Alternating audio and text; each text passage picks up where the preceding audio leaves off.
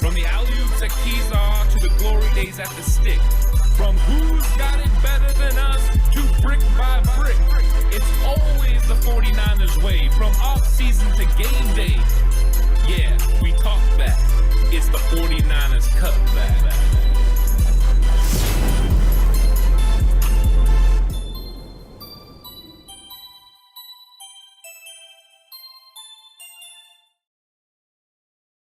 It's 49ers Cutback Podcast time. How's everyone doing today? I'm really excited to be here to talk about the 49ers. Of course, mini camp was canceled for today, so mini camp ended a little bit early, and it appears the 49ers off season as far as OTAs go is done. So that is something that's going to be, something to watch here in the future, because the 49ers have went ahead and removed mini camp and slowed down things for a while. So that's something that, I think that we're all going to watch. And what's up, Kylie? How's it going? Welcome to chat, and welcome Jess as well. So the 49ers are looking, to go ahead and kick off the offseason and get this gap between mini camp and training camp going. So I'm really excited about this potential of the 49ers getting healthy, and the fact that they've stayed healthy primarily the entire offseason this year is different from many other offseasons that we've had recently under Kyle Shanahan. So right now the 49ers are looking to move and looking for that, transition point to training camp.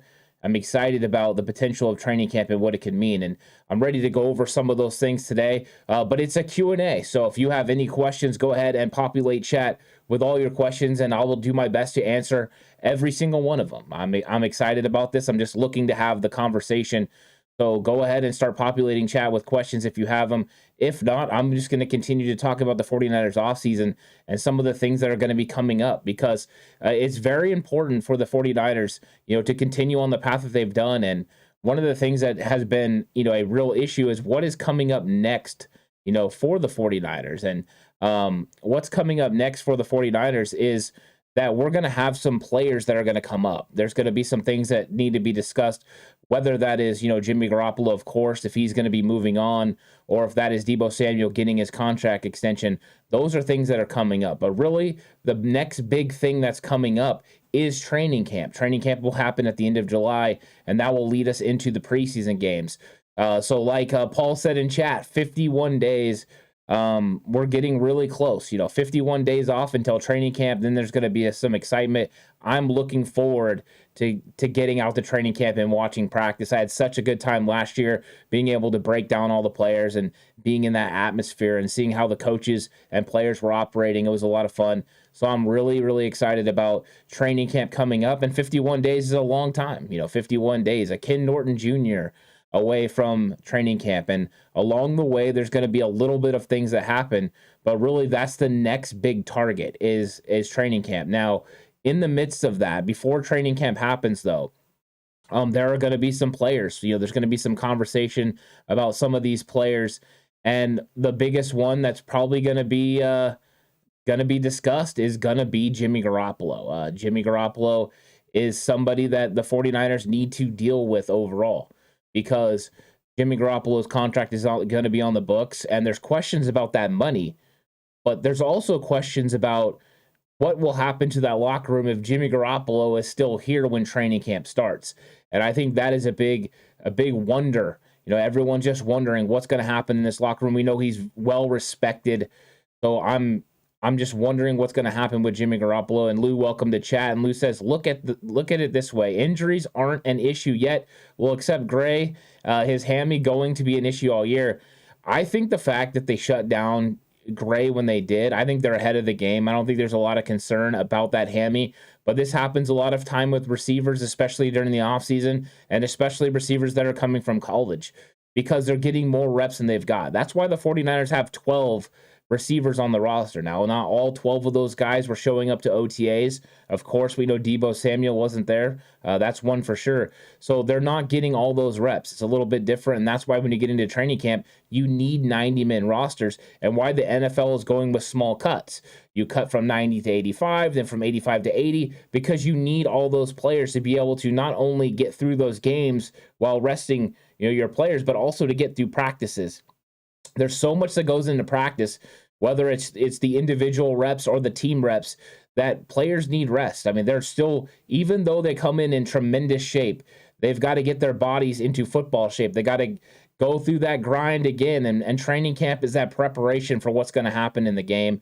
So I think that is something to keep an eye on. So of course, they're going to limit Danny Gray. I'm sure they'll watch him and watch his reps in the early part of training camp. But now he's going to have 51 days to go get healthy. He's going to be working with training staff, because when you're injured, you stay in the facility until you're not. So I think there's going to be a lot of things that happen with Danny Gray, but I fully expect him, when we get to training camp, to be a full go.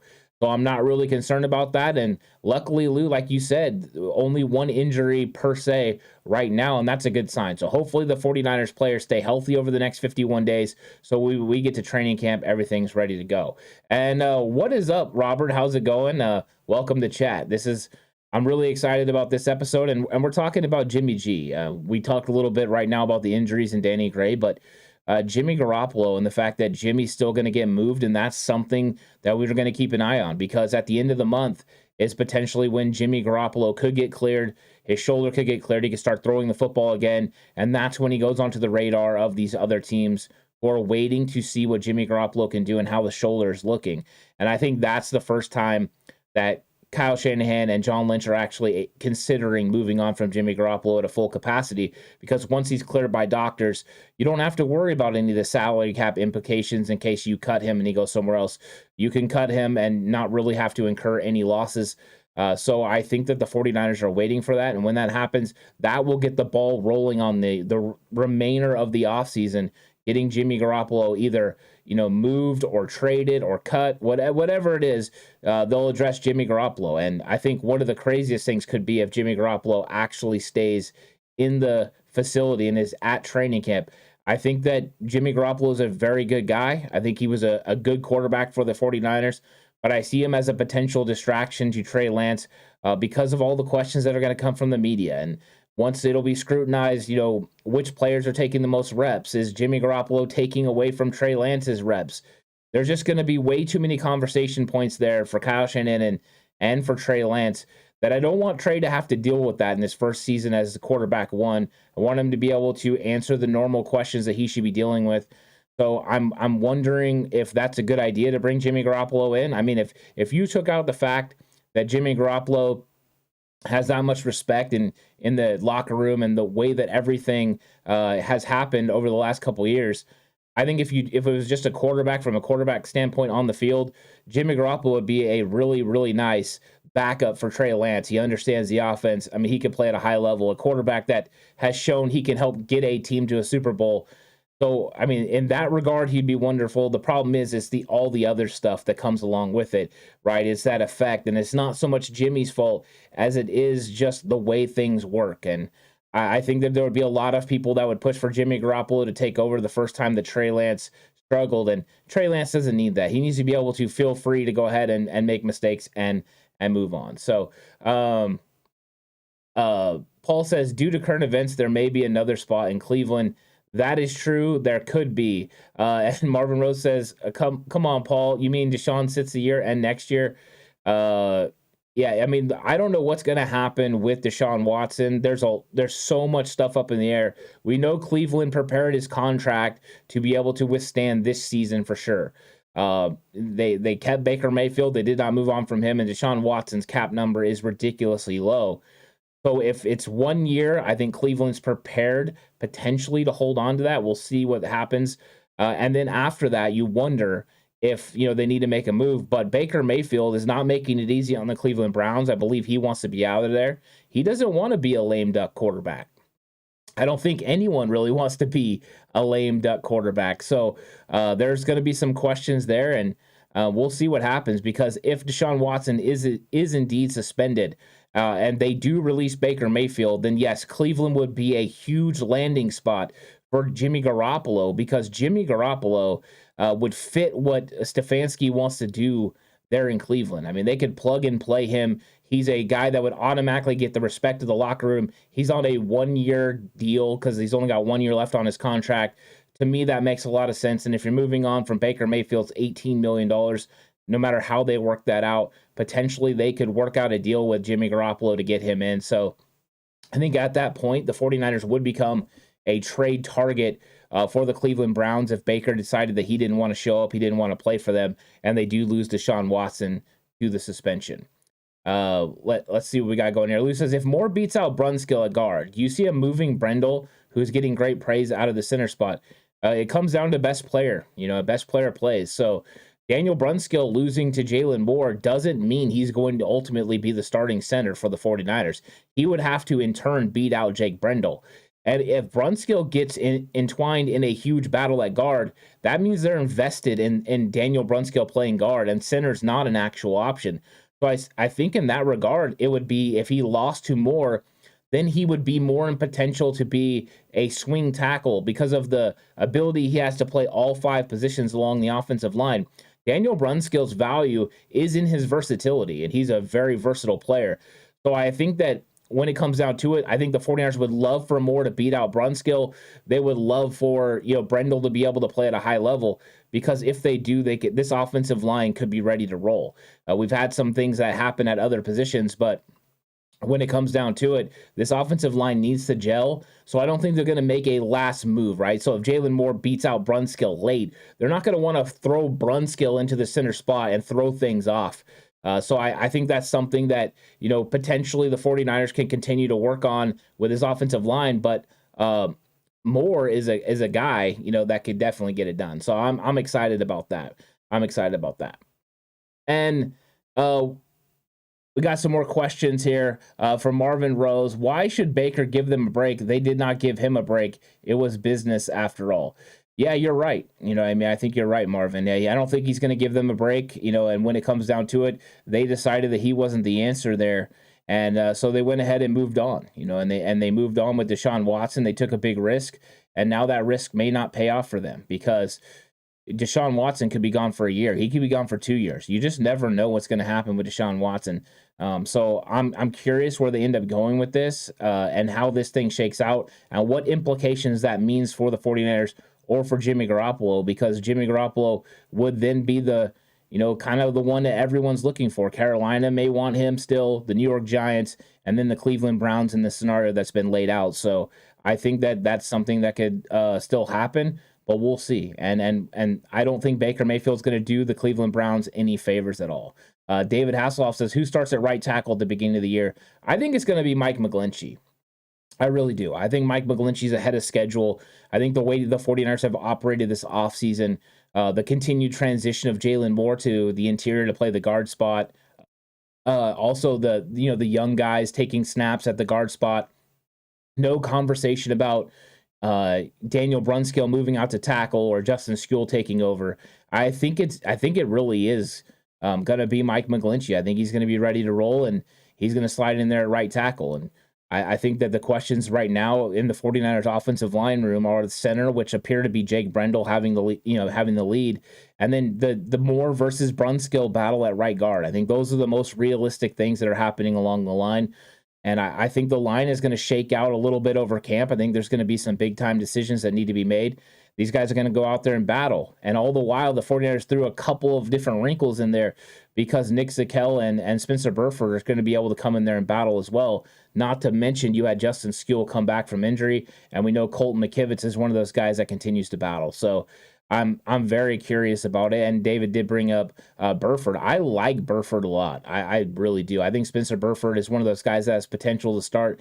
I hear what the 49ers brass are saying about Jalen Moore, and I wonder if Burford's going to have to wait a year. And Burford may have to, may be ready to go this year. And if he is, that's great. If not, he's a guy that could step in next year. Potentially him or Jalen Moore could fill that right tackle job if they decide to move on from Mike McGlinchey, because McGlinchey's $10.8 million this year from his 5th-year option is very nice. It's a nice fee for a right tackle in this league.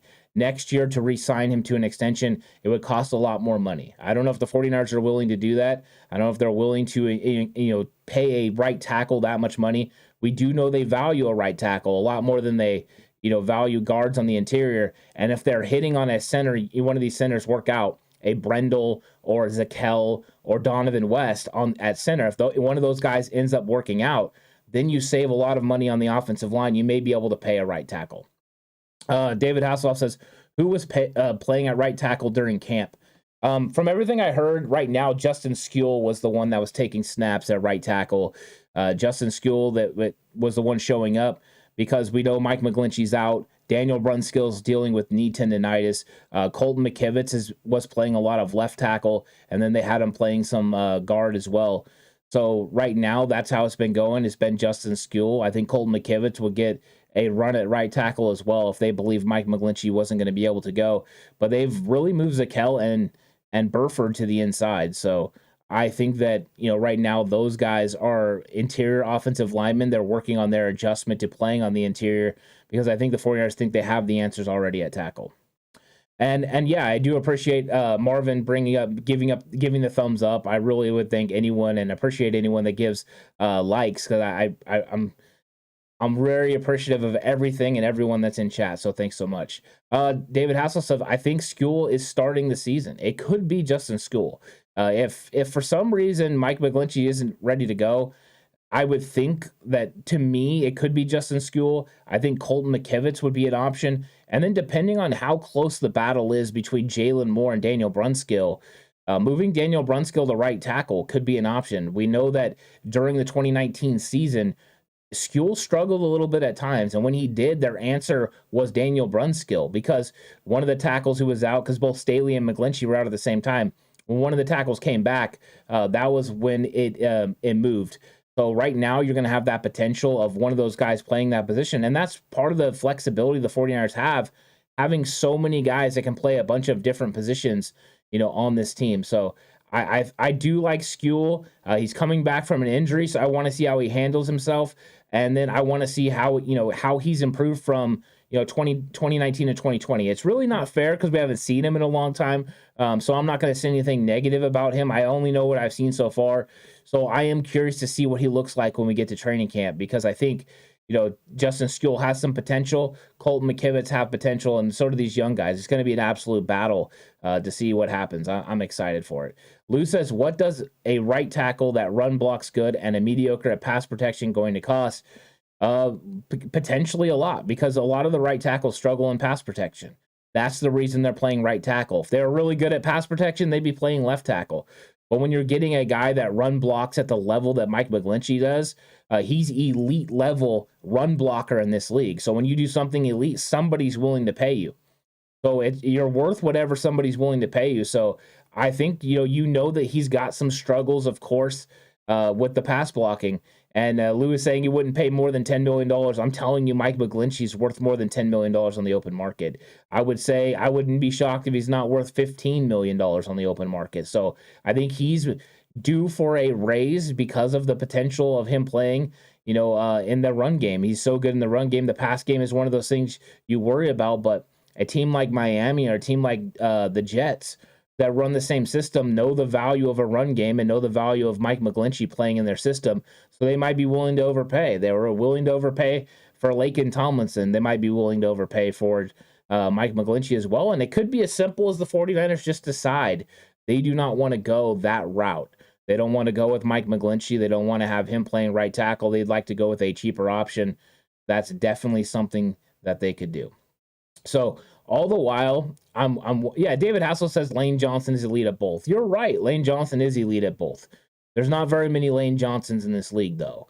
There's not very many guys that are still playing right tackle that are elite. They usually play on the left side. They usually move over.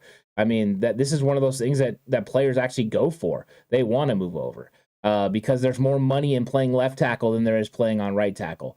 David Villa says, what's up, Ant? Bang, bang, Niner Gang. Great show. Thanks, David Villa. I really appreciate it. How's it going? I hope you're having a good Thursday. The 49ers have wrapped up OTAs and mini camp. Potentially they're done for the offseason. I'm guessing they're going to have some rookies in maybe to do a little bit of work next week. We'll see if we get any word on that. And then they're going to close up, and they're going to be gone for 51 days, as Paul brought up in chat, and they're going to be back for training camp. And I think that's going to be something fun to watch. So we'll see how that goes. But we were talking about Jimmy G earlier, and Jimmy G is one of those guys that's still going to come off the board. But another guy that's going to come off the board, potentially a decision is going to be made about Deebo Samuel. And with the framework that was done yesterday with Cooper Kupp, some of the things that happened with A.J. Brown already this year, and potentially DK Metcalf getting a deal too, I think that there's the potential that Deebo Samuel's contract is closer than we thought. He went ahead and moved on from his current contract negotiators, and he's got a new team working for him now, according to KMBR. And so that's the Papa and Lund show. So they're the ones that are saying it. Potentially that could be happening. And what's up, Brad? Welcome to chat.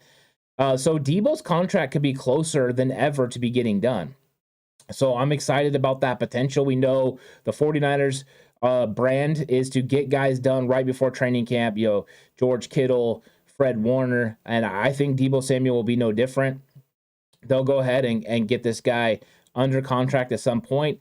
I think Kyle Shanahan's going to work for it. I think John Lynch is working for it. And Deebo showing up to mini camps was a nice show of faith. So I'm excited about the potential of Deebo getting this deal done. And you've got Deebo Samuel and Jimmy that need to get done potentially before training camp. And I think that would make 49ers training camp a little bit easier to deal with. So we'll see what happens with it. But I think that's something that's going to happen along the way. I'm hoping it happens before we get to training camp so we don't have to incur any of the talk about Deebo Samuel not showing up, possibly sitting out, or even the fact that Deebo Samuel, maybe doesn't want to practice or isn't invested in what's happening in San Francisco. I think he will be. I think he would play under the contract that he's under right now, but he doesn't want to. So we'll see what happens with Deebo Samuel. But that's another thing that's going to happen, during this offseason is we're going to get closer and closer to Deebo Samuel potentially being under contract. Eric Howard says Miami wouldn't want Mike McGlinchey because that's Tua's blind side. You could be right. I mean, that could be something that is a good point, Eric. So I'll give you a tip of the cap on that. My question to you, though, is next year, will Tua be the quarterback? We know that this year, Mike McDaniel went in there with the belief that he's going to try to turn Tua into a quarterback. But if he can't do it for Mike McDaniel, then there's going to be a change at quarterback. So it could change things up a little bit. But that's a good point. A left-handed quarterback there in Miami with Tua Tagovailoa, potentially that's something that's different. Thomas says, hey, guys, really enjoy talking 49ers with real fans. Yeah, I mean, that's a cool thing, too. Everyone in chat is fantastic. These guys really know what they're talking about, and girls. Everyone knows what's going on in 49ers land. It's a really good chat. So I'm definitely always excited to get in here, especially when we do Q&As. I like hearing everyone's opinion. Brad says Kyle must really be happy with the squad if he's said, like last year, he liked the guys getting 40 days off before training camp. He's given them 51 this year. Yeah, I think it's smart. I really do. Kyle Shanahan is one of those guys that's done a very good job of understanding, what the body needs. And the trainers for the 49ers staff, they've been continually working on plans, giving guys rest days that they call maintenance days to make sure that these guys stay healthy. One thing to take into consideration is we heard all the things that were going on, with the 49ers as far as, all the players were consistent in talking about how they played 20 games. So the 20 games is really one thing that he probably took into consideration. A long season means it might be a good idea to give the players a little bit of a longer off season. He trusts these guys to go out there and work, but when it comes down to it, there's no need for them to be in the facility kind of going through the motions. That's kind of what happens. So I think that that's one thing that the 49ers are doing right now, and Kyle Shanahan knows that 11 extra days for these guys could put them in a good frame of mind and help them get a little bit healthier, coming off that big, long stretch last year. Even Kyle Juszczyk talked about the fact, that he struggled a little bit, with playing the extra wild card game. So there you go. So I'm really excited about it. And Robert's having some fun in chat. What is up, Robert? I hope you're really enjoying yourself. So, I mean, and then Brad said, wait, did Deebo move on from Tory Dandy as his agent? I'm not sure if it was Tory Dandy. I do know that there have been some changes there. It was Papa and Lund that were talking about it on KMBR, and they talked about the fact that he is going to go ahead and, discuss or he has other guys that are going to discuss his contract with the 49ers front office. So there are some things that are being done there. And I didn't get the full gist of everything that was going on. I kind of got the notes or whatever. So I'm just wondering right now, but that is the case. He's definitely looking to move, in a direction that is going to get this thing resolved. I think that's a good move for him because I think he looked over and saw DK Metcalf, not showing up to mini camps. DK is not there. DK's, of course, rehabbing his injury, but the fact that he's not there is a little bit of a different way to handle his business. And I'm not sure Deebo Samuel wanted to go about it that way. He talked about the fact, or Kyle Shanahan talked about their relationship. Potentially the relationship he has with Kyle Shanahan meant that he was going to show up. So I think that is something that Deebo's done, and he's working towards a resolution. I think the 49ers appreciate that, and I think they're working on a resolution as well. At some point, they're going to get Deebo paid. At some point, they're going to come to an agreement because Deebo, the 49ers need him, and he knows he needs the 49ers to reach his full potential. Could he be a good receiver somewhere else? Absolutely. Can he be a great receiver with Kyle Shanahan running the system like he runs it, the run after the catch ability and the big, young, strong-armed quarterback that's going to be coming up? I think he understands what's best for him, and that's why this thing's going to work. They're going to make it happen. So I'm excited about the potential of these guys, working it out. And there's other questions along the way, and one of those questions is at the center position. I mean, we've been talking about this for a while, and Robert says, I feel like the spirit of Alex is with you. Yeah, of course. Always right here in the empty chair next to me. His spirit is there. So when it comes down to it, we got the questions about center, and Henny Two Turn says, love Ant's hat game. Never lets us down. Thanks so much, Henny Two Turn. I went on the old draft hat this time. I was going that way. I almost went with the camo 49er one. I feel like that's going to be coming up here in the next few days. I really like that one. So I've been adding a little bit to the group, and I'm going to have to add even more hats. So I'm glad you like it. And Lou says, one refreshing thing I saw was Bosa interview. He's here working hard and handles contract questions thrown at him. Yeah, I thought that Nick Bosa handled everything like a professional.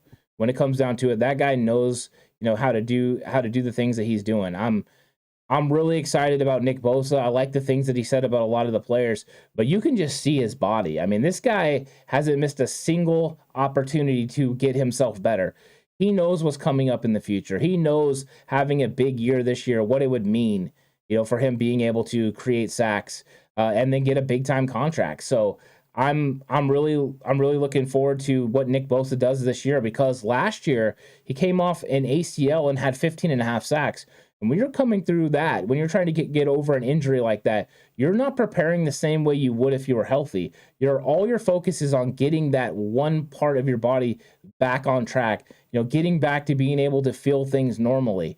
And I think that him making it through the full season was nice. He ended up getting full reps, towards the end of the year. That's a great sign. He said the ACL felt fantastic. He felt like it did before the injury ever even happened. That means he's had an entire offseason to get better, to improve his game. And that's what we want. I kind of threw this out there yesterday. I was having some fun with Alex, but I said 23 sacks.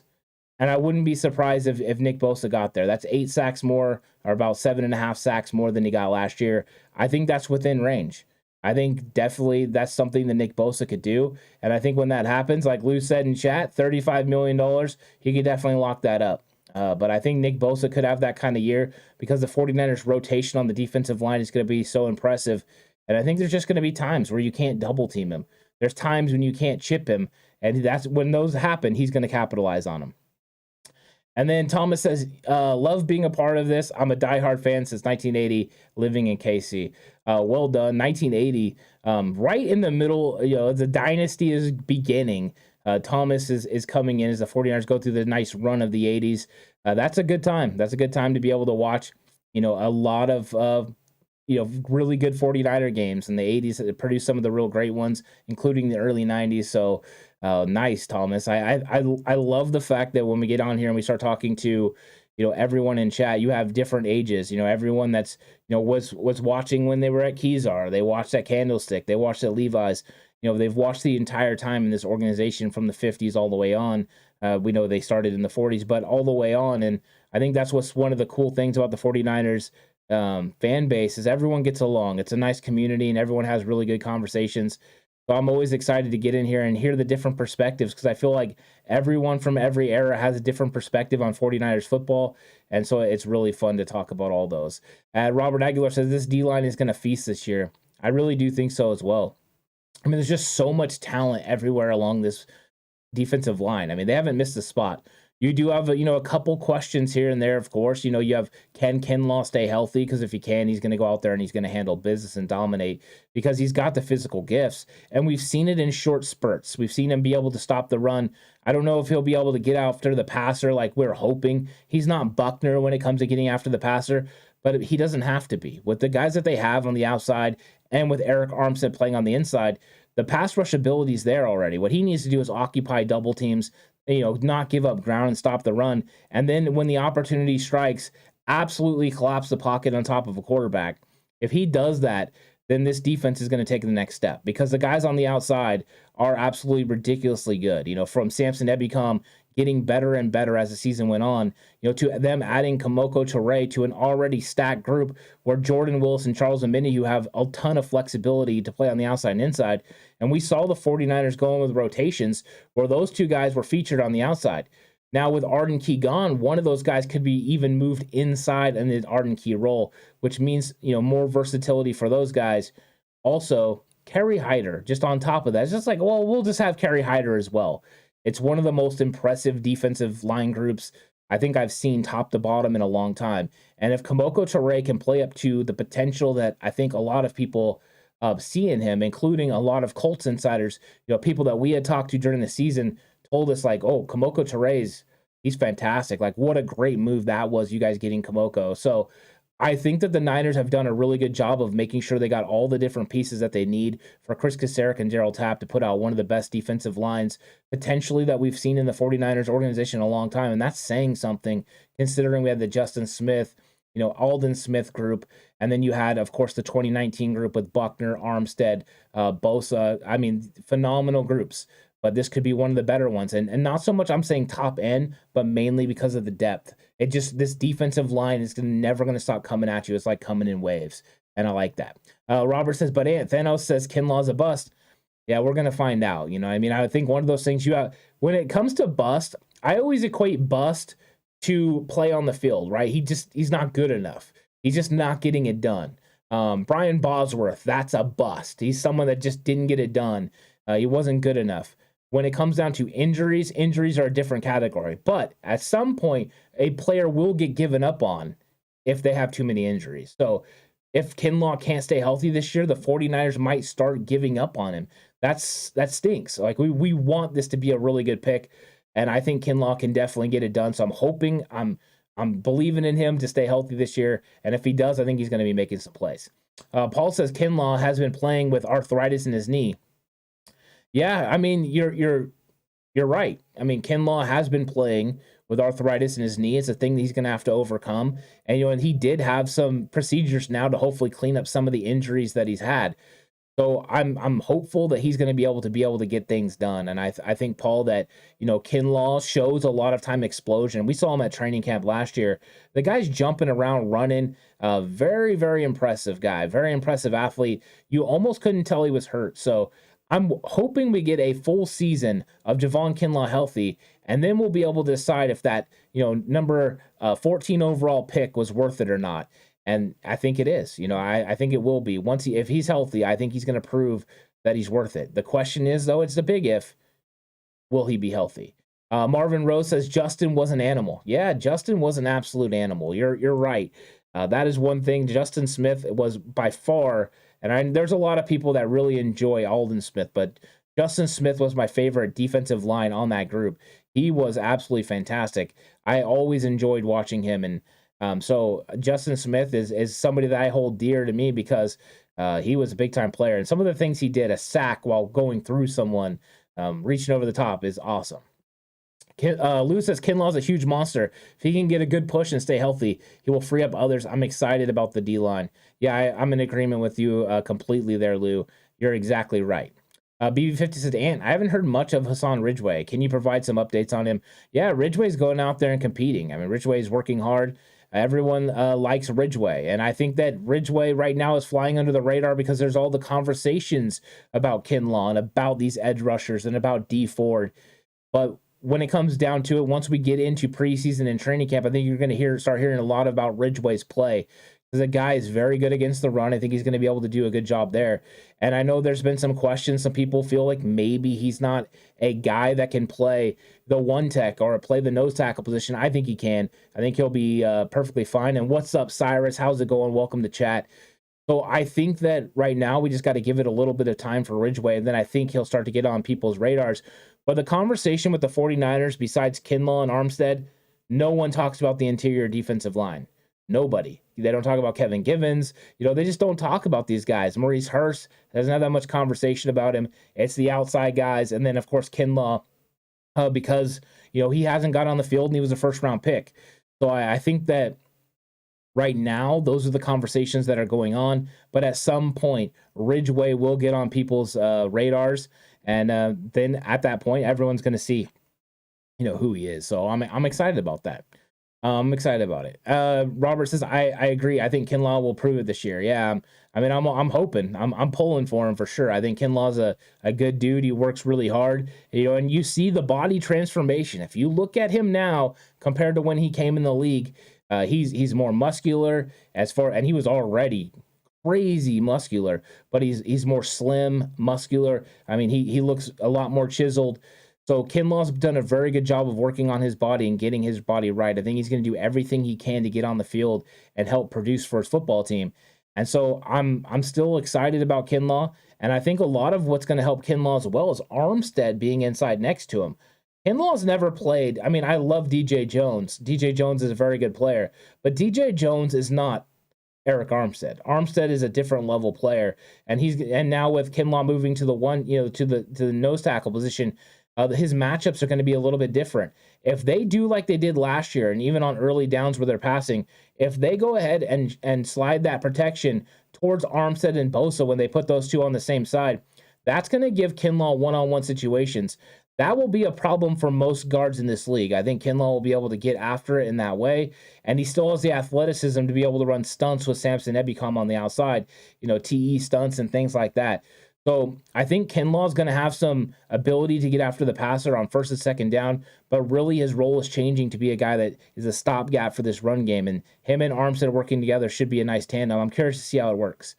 Lou says, some talented D lineman is not making this team. What a great problem.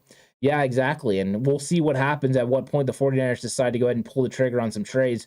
You would think somebody's going to call about one of these players that's, not going to make the team that really should make the team and would make pretty much anybody else's defensive line group.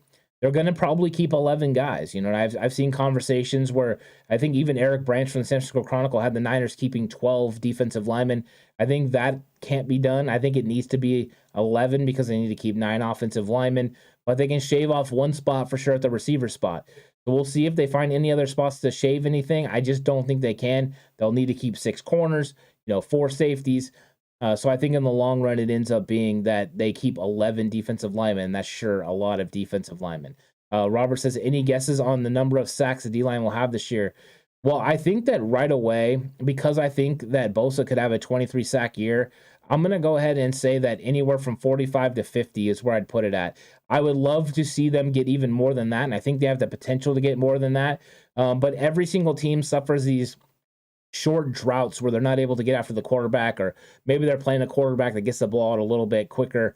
So I think they're going to run into a couple of those games, but I wouldn't be shocked if it's not 45 or 50 sacks for this D-line, and I would love if it is even more, but I think that's kind of a realistic number.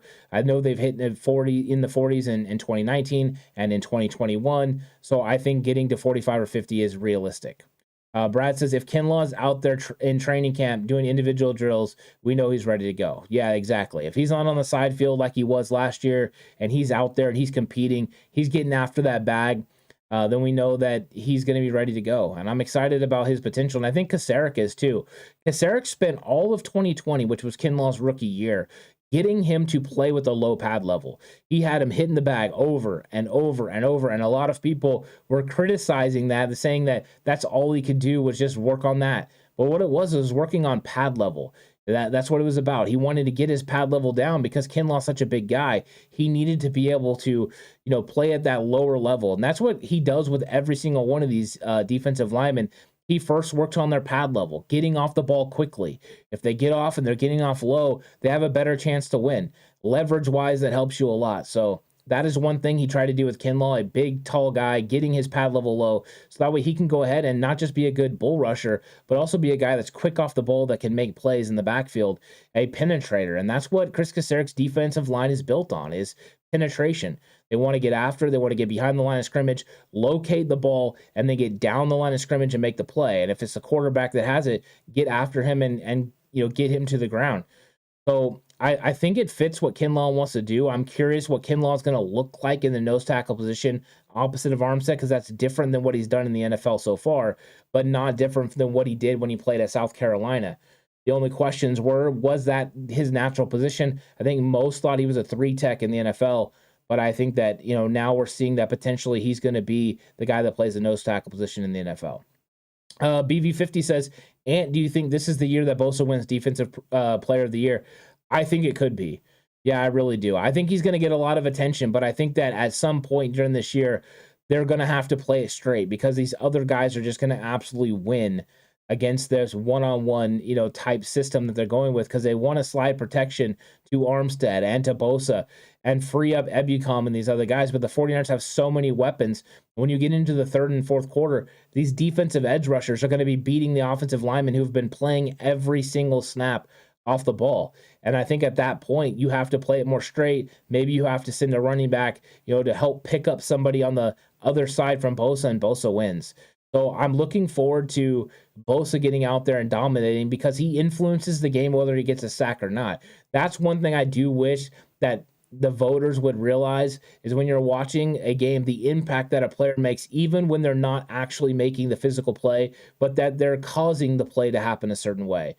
That's the same thing that happened to Fred Warner last year. Everyone was really down on Fred Warner, and his stats didn't show that he was an all-pro. He didn't look like he was the same guy, but he was playing out of position, doing things that the 49ers defense needed him to do to try to win and bridge the gap until they could get when Al-Shaair was out, get Al-Shaair back, but mainly when Drake Greenlaw was out.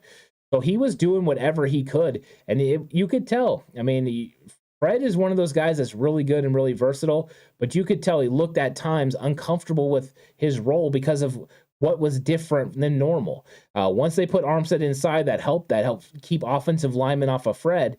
And then when they got, Aziz back and ultimately Greenlaw, you've seen Fred Warner look like the all-pro middle linebacker he is, because every time you have a really good player next to you, it makes it a little bit easier. So yeah, I do think Bosa could potentially have a defensive player of the year award, and I would love that. I think he's deserving, and so far he hasn't got all the accolades that I believe he should get. Last year he got absolutely snubbed.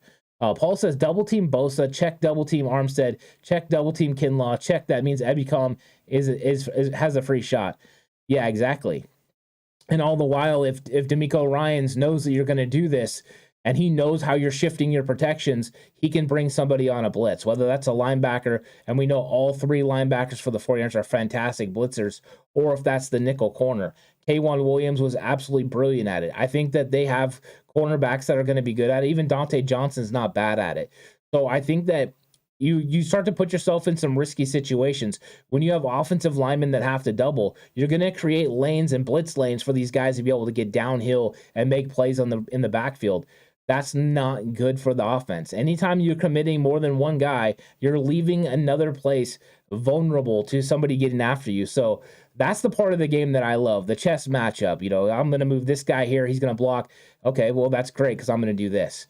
And I think that's one of the things DeMeco Ryans does at a high level. X's and O's wise, he's superb. He likes to get his players in situations to make big-time plays, and I think that aggressive style is going to pay dividends this year. I look forward to seeing the 49ers create more turnovers. I think having playmakers on the field is going to help, and having a healthy linebacker core with hopefully Kinlaw and Armstead on the interior mean the run game is going to be stout. They're going to be able to stop the run game, and that's going to create opportunities for the 49ers to take chances on the back end. You add in Charvarius Ward, and all of a sudden you got the makings of a top 5 defense in the league. Brad Jones says, Bosa, Defensive Player of the Year, Kinlaw, Comeback Player of the Year, and Drake, Defensive Rookie of the Year. Wouldn't mind that. I would love that, Brad.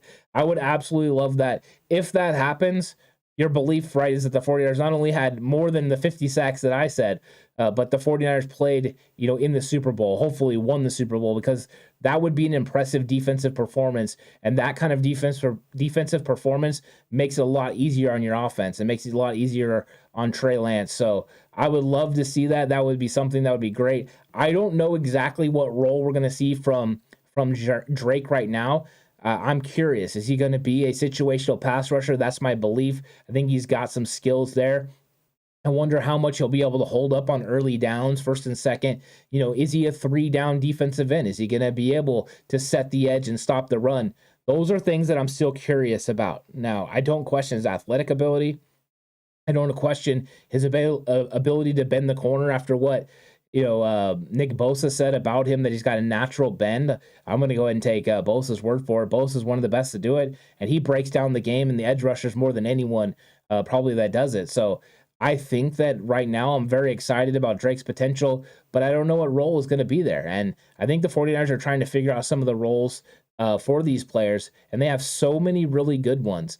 All they did was add a great one in Drake, and I'm curious to see what ends up happening and whether he ends up ascending to that, like you're saying, defensive rookie of the year, or if he's more of a situational. We see him a couple times.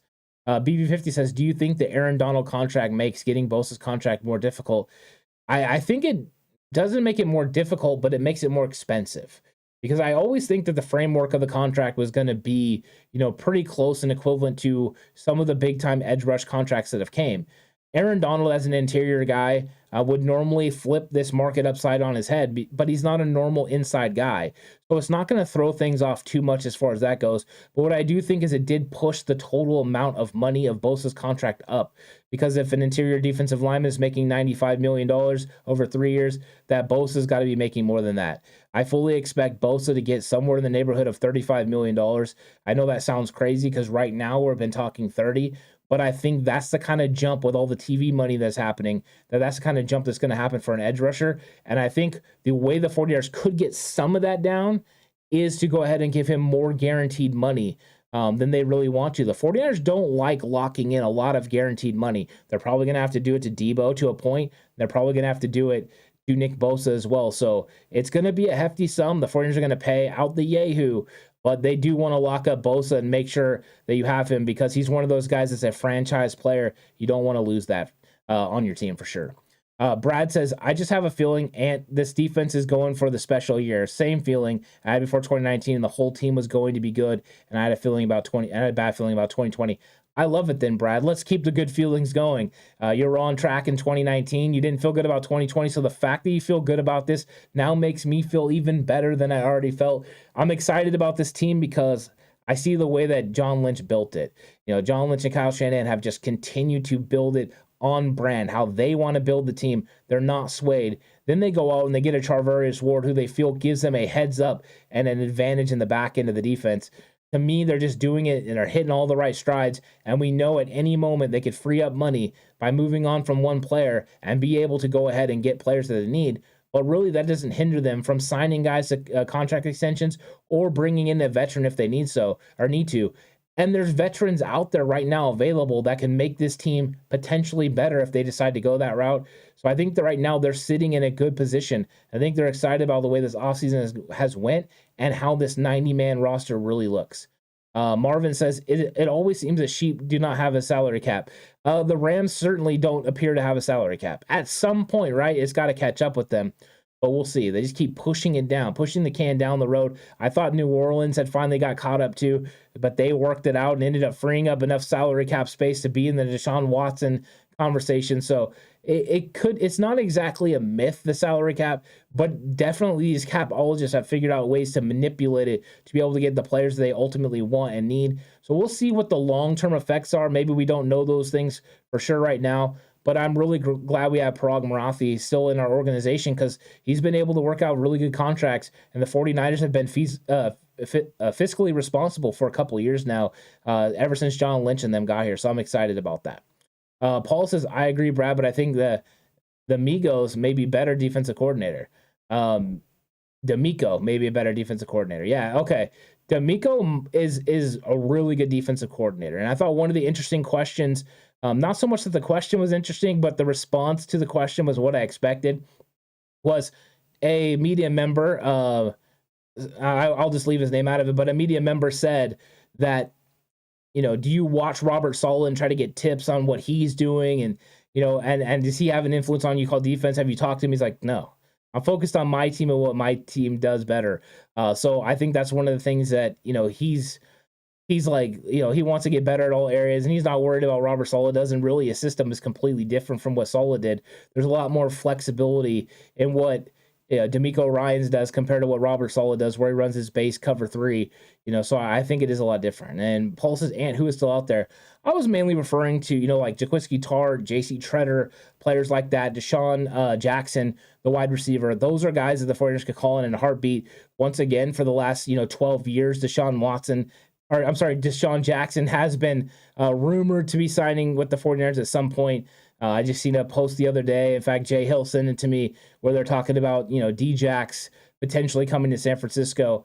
It's just something that's always rumored, and there's a lot of players like that are still available. I'm sure there's even more if I really got into it, not to mention Julio Jones. So at any point, the 49ers could reach out and bring in a guy if they felt they were an improvement over what they currently have on the roster. But I think part of what they're trying to do is if they can stay young, or if they can stay with these cheaper options, that's the way to go.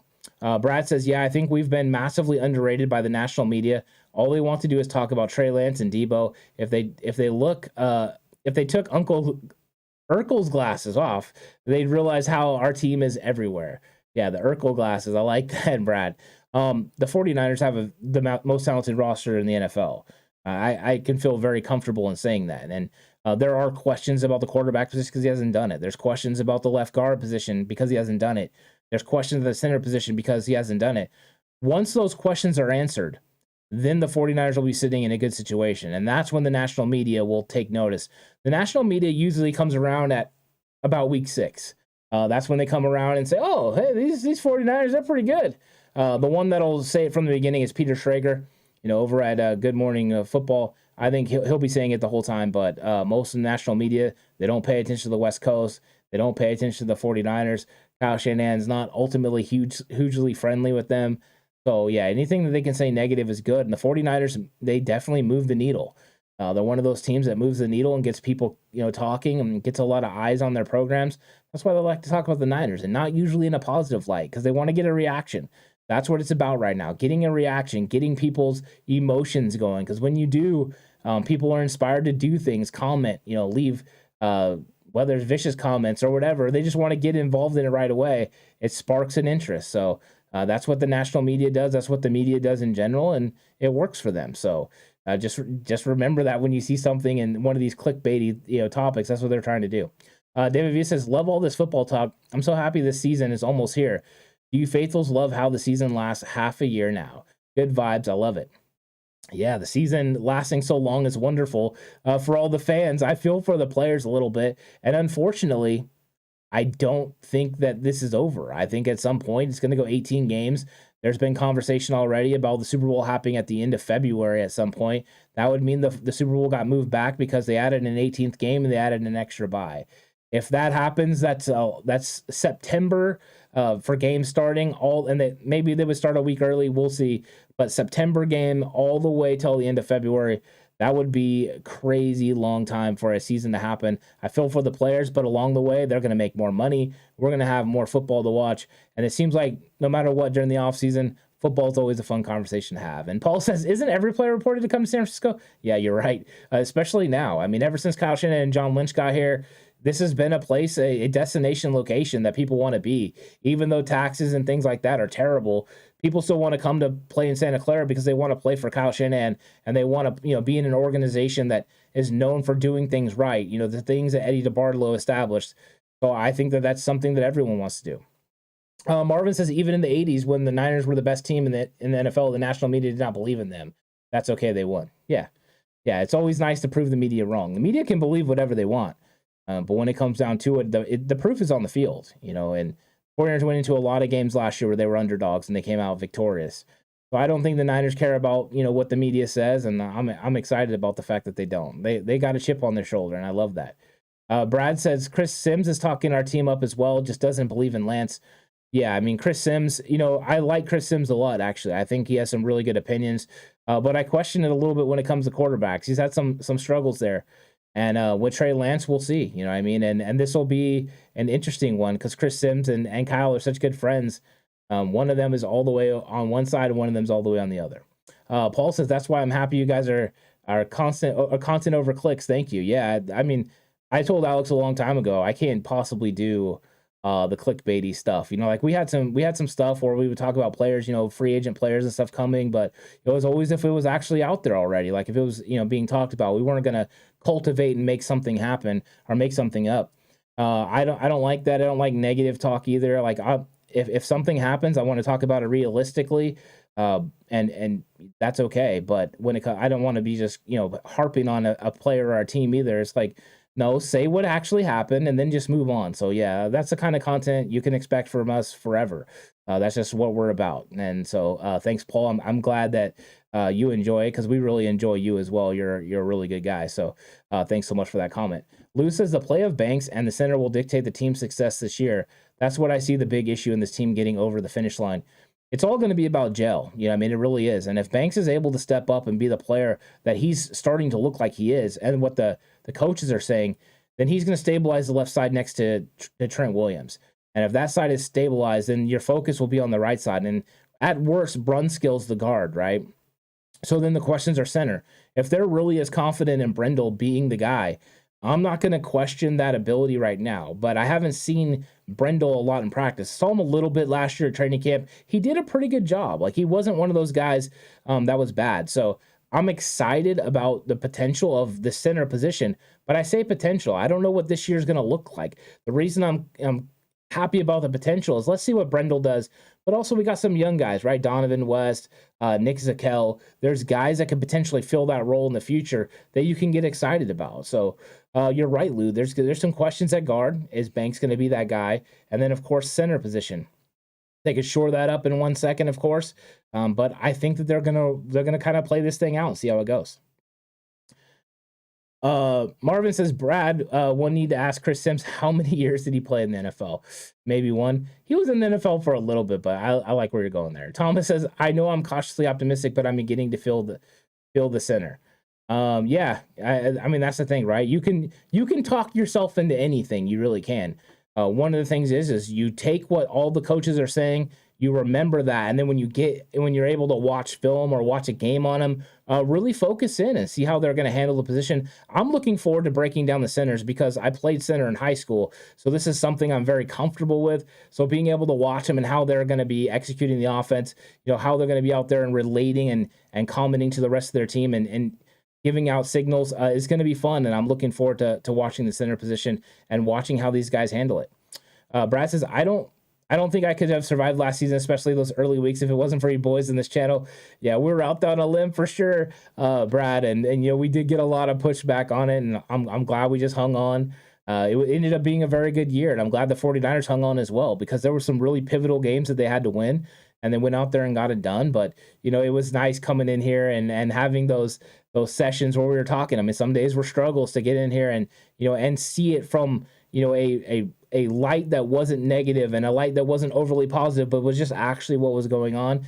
Those were hard, but it was easy because all you guys were in there and you guys were seeing the same things we were, that it was like, hey, we're a little bit of execution away. We can get that execution figured out. It's going to be good. David Campbell, what's up, David? I'm glad you're in chat. Says you can take the guard position to the Banks. I love that. Yeah, last year when they drafted Aaron Banks, we did Money in the Banks. We had a little fun with that, kind of teasing the wrestling Money in the Bank match.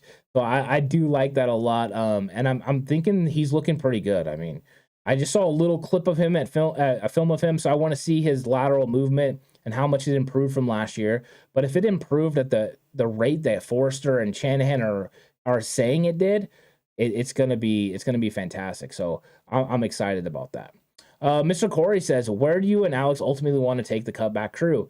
I'm not sure, Mr. Corey. I mean, I think we've had some conversations, about the channel and everything that's going on. And I mean, we love doing this, and it's a good time for all of us interacting with all of you. And we want to see this thing keep expanding and keep growing, and bring more people into the conversation and expand the community, because when it comes down to it, us having these conversations, I think it builds a fun group because now everyone can talk football, not just from, a fan perspective, but also see a coaching perspective as well. And I think that that's something that sometimes, can go miss because we get passionate about what we see on the field and maybe we miss something. And so I think it's fun to kind of talk about that. So, I mean, I think we have some ideas. We're still formulating some of those things, Mr. Corey, but really think that, that we're looking to continue to expand as we move forward. And the fun part is going to be when we get into the season content. We pump it out in a high level, and I'm looking forward to interacting with everyone that's here in chat and everyone in the future. And let's see. Marvin says the Niners by midseason will be a juggernaut. I'm with you on that. And thank you so much for the super chat from my mom. Yeah, Sherry Robertson with the 1999 super chat. I really appreciate you saying thank you for the updates. So thanks so much. I really appreciate that, Mom. Gotta love when the family comes through and drops a super chat. So thanks so much. I really appreciate that. And then Big Paul says TCC equals training camp cutback convoy. Yeah, I think it's going to. I really do. I mean, I know I plan on getting out there for training camp, and I'll go ahead and let you guys know, like, when they officially announce it, like what days I plan on being out there and everything like that. If anyone wants to come through and, we can all hang out there and watch the game together. And I think it'll be a lot of fun, watch practices and stuff. And they do an open practice too at Levi Stadium. We went last year.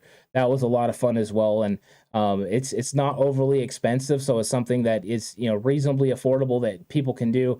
So that would be a lot of fun. And I'd love to see everyone out there interacting as well as I'm watching. And, we could talk some ball. I really would like that. I'd be able to talk it and break it down as we're watching it. That would be fun. Thomas says, is Burford a reasonable possible option at right tackle for the future? Yeah, I think he is. I think Burford could be a right tackle, in the NFL and potentially a replacement for Mike McGlinchey if that's what happened. So I'd be okay with that, and he's somebody to watch. Now, we know right now they've moved him to the interior. He's playing the offensive guard spot. We'll see what happens, with his development. If they end up moving him back outside, that would be easy. The fact that they're keeping him on the right side, it means that, they're getting him used to playing that side. We saw Chris Forster do this a little bit with other offensive linemen last year. He kind of went with left and right. Guys that were getting used to playing with their right foot back or their right hand down and then being able to operate off of that. So I'm excited about Burford's potential. He's one of the players that I like the most in this draft. I think it's funny because I like a lot of the players, including Danny Gray, but I get really excited about Spencer Burford and about Nick Zakelj. It could be the offensive line mentality in me and the run blocking mentality in me, but I like the aggressiveness and the way they like to get after it. Mr. Corey says, I played defensive tackle in high school, so we could have been across from each other. Yeah, see, there you go. Mr. Corey, it could have been lining up and getting after it against me. And I wonder what kind of moves Mr. Corey was going to use. Was he going to try to just drive me straight back? I don't know. All I know is I would have been trying to get my hands on your chest plate really quick, Mr. Corey. And I had this famous move where I would throw a nice forearm because nothing stops the defender faster than a forearm across the chin. That really does work. Hey, it works, right? I mean, I might have been a little beat up after games, but you got to do what you got to do to make the blocks. So that was a lot of fun. So well done, Mr. Corey, playing defensive tackle in high school. That's good stuff. I like that. Brad says, okay, definitely believing in this season. Adam Rank just had us go 9-8 and losing to the Bears in week 1. Same Adam Rank who tipped us to go 3-13 in the Super Bowl. That is fantastic news. Thank you, Adam Rank. Once again, just doing good things for the 49ers. So I really like that. I'm feeling good about it as well. So thanks, Brad, for telling me, because now I definitely will sleep good tonight knowing I believe the 49ers are not only going to defeat the Bears in a big way, but they're going to win a lot of football games. So anyone that had it close to 9-8, which was Grant Cohn, right, David Lombardi, feel good about yourself because you just ranked the 4 years ago the same record as Adam Rank. Ouch. Just big ouch. So yeah, I'm okay with that. I think they're going to win a few more games than that, and I think the Niners have a lot more potential than that. So Adam Rank, thank you for that. I think we all feel better now, every single one of us.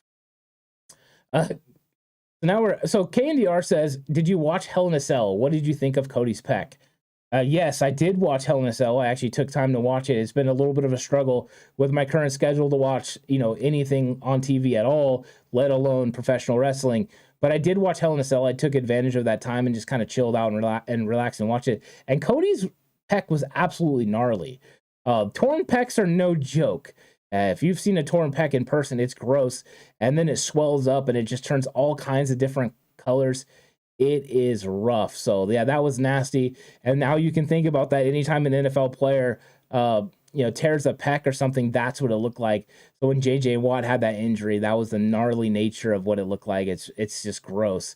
And these, athletes suffer some pretty tough injuries. So yeah, that was big. And this has been an absolutely exciting episode. I'm going to leave it open for a little bit longer for everyone that has questions. If you have any questions you want to sneak in under the time slot, go ahead and do that now. We've got almost a full family reunion going on in chat right now as everyone's having a nice conversation.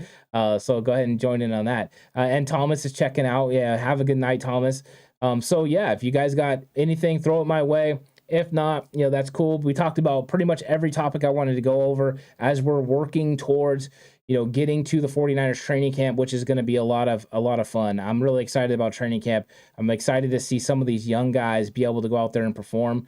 And I think everyone else is too. So Santa Clara is going to be a lot of fun, but now we have 51 days to wait. We have some time until this is going to happen, but we're not going to be done. We're not going to be short on content.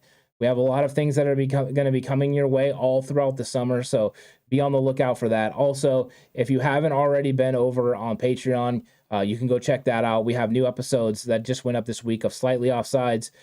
We did our first live show of Slightly Offsides, and that is available for everyone on Patreon and channel members. And also today, a very new episode of Hit or Miss just went live today. So go check those things out if you have those. If not, that's cool too. Make sure you're here on YouTube all throughout the off season. We're going to have a lot of good content. And if you have anything you want us to talk about or anything you want us to do a video on, you can reach out to us, find us on socials, send us an email. Everything's in the description section, and let us know what you want us to talk about, and we'll have a nice conversation about it. Robert said, who has more impact, Kittle or Debo? I think it's going to be Debo Samuel for the mere reason of Debo Samuel is a guy that can influence the game without the ball in his hand. Now, we know that George Kittle's going to help with the blocking area. He's going to help in the receiving area. But when it comes down to it, you can motion Debo to the other side of the field and get 11 eyes on him. That's something you can't do with George Kittle. I think George Kittle will influence a lot of players, but I think that Debo Samuel just has a little bit more influence, and the way that Kyle Shanahan is able to use him is just a little bit different. But I think both of them are going to be big-time players for the 49ers this year. Lou says, Ant, your knowledge and experience to break down players is really impressive. You must spend a lot of time to make this happen. Thanks. Yeah, I really appreciate that, Lou. And when it comes down to it, a lot of that comes from my experience. My dad was a coach, and he kind of just directed me in that path, and I found a love for coaching. And so I just went to every single clinic I could go to. Oh, they're going to have a clinic in San Francisco. I'm going to be there. I'm going to listen to the high school coaches, the college coaches, the NFL coaches. I would go to LA, and listen to John Robinson and all those guys down there. I've heard, so many of these different coaches, from Mike Singletary to Bill Walsh to, whoever else. And it was just like learning as much as you can from every single one of these guys. And then along the way, you just pick up some stuff, through coaching. So it's been a lot of fun, and I really enjoy it. And this is kind of my passion, is being able to talk about football and talking about players. So I really enjoy it. And yeah, sometimes I wondered this year, especially, I really did wonder how I was going to be able to break down all of the college players. Last year we did, and we worked at a high level. And this year I looked at it, and it just seemed so daunting. And then all of a sudden it was in it. I was like, oh, okay, it went a lot better than I thought. So it's a lot to undertake, but when it's a passion and it's fun, I really enjoy it. So thanks so much, Lou. I really appreciate that. Brad says, no actual 49ers content for the next 51 days. Crazy takes are about to go into overdrive. Yeah, no crazy takes from us. We're going to be evaluating the team still. We're going to be talking about some of the things that are going to be coming up, and also going over training camp battles. So those things will be coming up, of course. So don't worry about that. And then when we get into training camp, we'll do actual training camp about practice. I'm going to go out there and watch it, and we're going to have conversations about it and all that. So yeah, it's don't worry about that from us. There will be crazy takes from all over the place, but we're going to try to keep it 49er centric and talking about what things we've noticed about the team and breaking down this team. So yeah, don't worry about that. We're not going to go to crazy town Bonkersville, as Alex would say. We're gonna keep this thing down the middle. Paul says, you should have your dad on sometime. He's a good guy.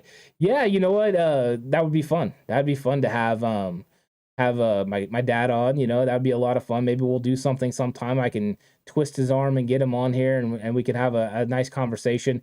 A guy that did a lot of football in his time too. He coached for over 30 years, so he has some football knowledge. He's been watching the Niners and been a Niners fan forever. So yeah, Paul, I think that would be a good one. We'll have to try to twist his arm and get on here. And now that you brought that up, I think that gives me a little bit more leverage to get it done, right? So thanks so much for that. And I really do appreciate everyone for coming through chat. This was a great conversation. I hope everyone enjoys a great Thursday night and get a kickstart on their weekend. Happy Friday to everyone tomorrow. Have a good day. And I'm really looking forward to this 49ers offseason.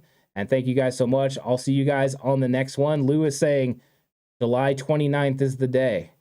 But remember, everyone, stay safe. And remember, the right way is always the 49ers way.